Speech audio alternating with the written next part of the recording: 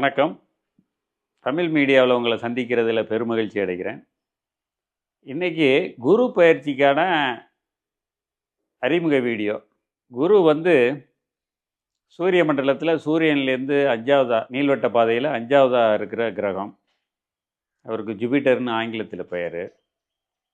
குரு பிரகஸ்பதின்னு இன்னொரு பேர் சொல்லுவாங்க. இவருக்கு தாரைன்னு ஒரு மனைவி இருக்காங்க. இவர் சப்த ரிஷியில் ஒருத்தரான ஆங்கிரச முனிவரோட மகன். இவர் 4 வேதங்களும் 64 கலைகளையும் கற்ற பிரம்மத்தை உணர்ந்த ஒருவர். இவர் தென்குடி திட்டை வசிஷ்டேஸ்வரரை தவம் இருந்து அவரனால் நவகிரகத்தில் ஒருவராக சிறப்பு பெற்றவர்.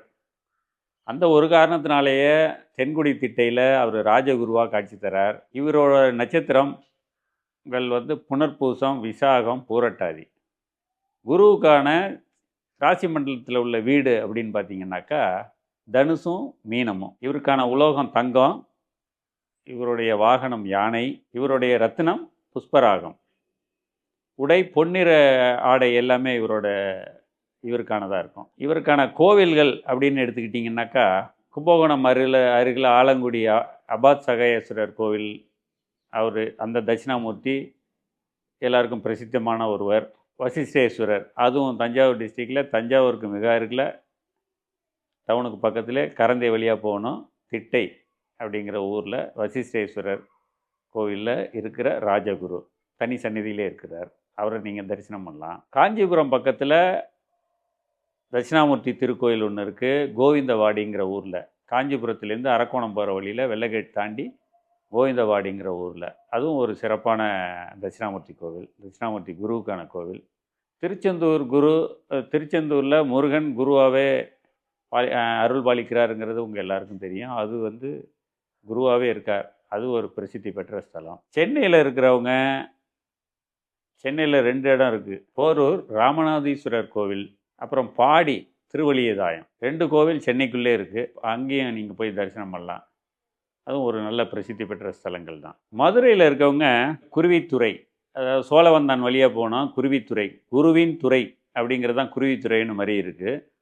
அந்த ஊர் சித்திரரத வல்லப பெருமாளை குருவே அவங்க பெருமாளை நோக்கி தவம் இருந்து தான் பையனுக்காக தவம் இருந்ததாக ஐதீகம். அந்த இடத்துல வைகை ஆறு கரையில் தான் இருக்குது. வைகை ஆறு கோவிலுக்காக வளைஞ்சு அப்படி போவோம். வளைஞ்சு போகிற இடத்துல இருக்கிற எல்லா கோவில்களும் ரொம்ப பிரசித்தி பெற்றது, பவர்ஃபுல்லாகவும் இருக்கும். அந்த இடம் குருவித்துறை அப்படி தான் இருக்கும். அதனால் அந்த கோவில் ரொம்ப பவர்ஃபுல்லான ஒரு கோவில். நீங்கள் அங்கேயும் வழிபடலாம். சிவகங்கை மாவட்டத்தில் இருக்க பட்டமங்கலம், அப்புறம் தக்கோலம். சென்னையிலேருந்து பேரம்பாக்கம் வழியாக போகலாம். பேரம்பாக்கம் வழியாக போனால் தக்கோலம் போகலாம். அந்த தக்கோல குரு அபூர்வ கோலத்தில் இருப்பார். ரொம்ப அற்புதமாக இருப்பார் அவர். அவரை போய் நீங்கள் தரிசனம் பண்ணலாம். அப்புறம் திருச்சியில் இருக்கிறவங்க திருச்சி திருவானைக்காவல் அருகில் இருக்க உத்தமர் கோவில் போய் தரிசனம் பண்ணலாம். உத்தமர் கோவில் அதுவும் ஒரு பிரசித்தி பெற்ற ஸ்தலம். திருநெல்வேலி அந்த பக்கம் இருக்கிறவங்க, தென் மாவட்டங்களில் இருக்கிறவங்க மொரப்பநாடு கைலாசநாதர் கோவில் போய் அங்கேயும் வழிபடலாம். திருச்சிக்கு அருகிலேயே லால்குடின்னு ஒரு ஊர் இருக்குது. லால்குடியில் சப்த ரிஷீஸ்வரர் கோவில் இருக்குது.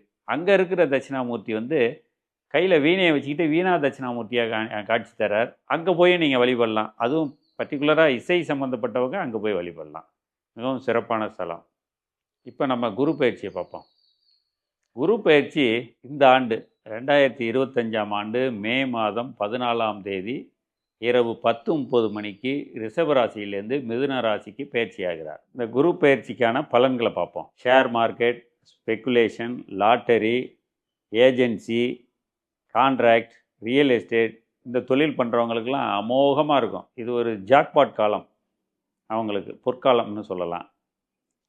வியாபாரம் செஞ்சிட்டு இருக்கவங்களுக்கெல்லாம் ரொம்ப விருத்தியாக இருக்கும். இந்த காலகட்டத்தில் பணப்புழக்கம் ரொம்ப நல்லாயிருக்கும். அவங்க வியாபாரம் சிறக்கும். தங்கம் விலை உயரும். எப்போதும் உயர்ந்துக்கிட்டு தான் இருக்குது. இந்த காலகட்டத்தில் உயர்றது அது வேறு மாதிரி உயரும். வெள்ளியின் விலையும் உயரும். கோவில்கள்லாம் கும்பாபிஷேகம் நடக்கும். கோவில்களில் கும்பாபிஷேகம் நார்மலாகவே நடக்கும். இப்போ நடக்கிற கோவில் கும்பாபிஷேகம்லாம் எதிர்பார்க்காத கோவில்லாம் கும்பாபிஷேகம் பண்ணுறதுக்கு ரெடி ஆகிடுவாங்க. நிறைய கோவில் கும்பாபிஷேகம் இந்த காலகட்டத்தில் தான் நடக்கும். நீங்கள் வாட்ச் பண்ணி பாருங்கள். இந்த காலகட்டத்தில் நடக்கும். திருவண்ணாமலை கோவிலுக்கு வந்து கூட்டம் இன்னும் குமியும் அந்த சிவனை தரிசனம் பண்ண. மடாதிபதி, குருமார்கள், அப்புறம் ஆசிரமம், இவங்கெல்லாம் வந்து ரொம்ப செழிப்பாக இருக்கும். அவங்களுக்கெல்லாம் இது வந்து ஒரு பொற்காலம். மடாதிபதிக்கெலாம் மதிப்பு மரியாதையெல்லாம், அந்தஸ்து மதிப்பு மரியாதையெல்லாம் ரொம்ப கூடும். அப்படி ஒரு சிறப்பான காலகட்டம் இது. குரு வக்ரமாற காலகட்டம்.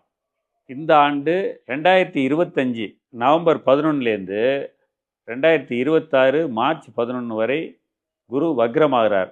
இந்த வக்ரமாக இருக்கிற அந்த காலகட்டத்தில் உலகம் முழுவதும் மிகப்பெரிய மாற்றங்கள் நடைபெறும். எதிர்பாராத மாற்றங்கள்லாம் நிறைய நடக்கும். அரசியல் மாற்றங்கள் நடக்கும்.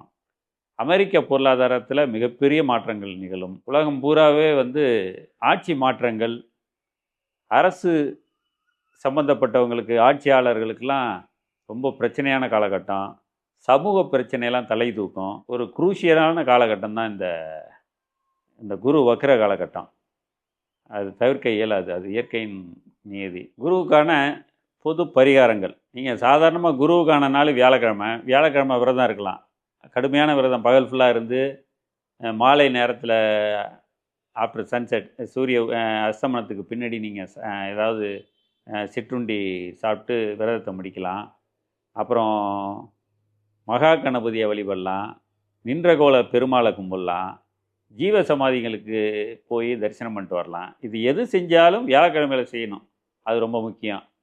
அப்புறம் பள்ளி மாணவர்களுக்கு, ஆசிரியர்களுக்கு உதவி பண்ணால் அது குருவுக்கு செஞ்ச பிரீத்தியாகும். மஞ்சள் நிற பூக்கள், மஞ்சள் நிற இனிப்பு, மஞ்சள் நிற பழம், அதை மாம்பழம் மாதிரி உள்ள பழங்களை வந்து தானம் கொடுக்கலாம். தானம் கொடுக்கறது மிக சிறப்பாக இருக்கும். நீங்கள் இந்த காலகட்டத்தில் இந்த வீடியோவுக்கு பின்னாடி அடுத்தாப்புல ஒவ்வொரு ராசிக்கும் தனித்தனியாக பலன்களை, குரு பயிற்சி பலன்களை போடுறோம். நீங்கள் அது எல்லாத்தையுமே பார்த்து உங்களுக்கான இதை எடுத்துக்கிட்டு கோவில்களை வழிபட்டு மேலும் வாழ்க்கையில் சிறப்படைய வேண்டுகிறேன். அதுக்கு முன்னாடி நீங்கள் வந்து கமெண்ட் பண்ணுங்கள், லைக் பண்ணுங்கள், ஷேர் பண்ணுங்கள், மறக்காமல் சப்ஸ்கிரைப் பண்ணுங்கள். அந்த பெல் பட்டனையும் கிளிக் பண்ண மறந்துடாதீங்க. அப்போ தான் எங்களோட வீடியோலாம் உங்களுக்கு வந்து டயத்துக்கு வந்து சேரும். வாழ்வியலுக்கான நிறைய வீடியோக்களை பிளான் பண்ணி போட்டுட்ருக்கோம். பிளான் பண்ணியும் செஞ்சிகிட்ருக்கோம். அதெல்லாம் உங்களுக்கு நேரத்துக்கு வந்து சேர்றதுக்கு நீங்கள் எங்களுக்கு சப்ஸ்கிரைப் பண்ணி எங்களை ஊக்கப்படுத்தணும். நன்றி, வணக்கம்.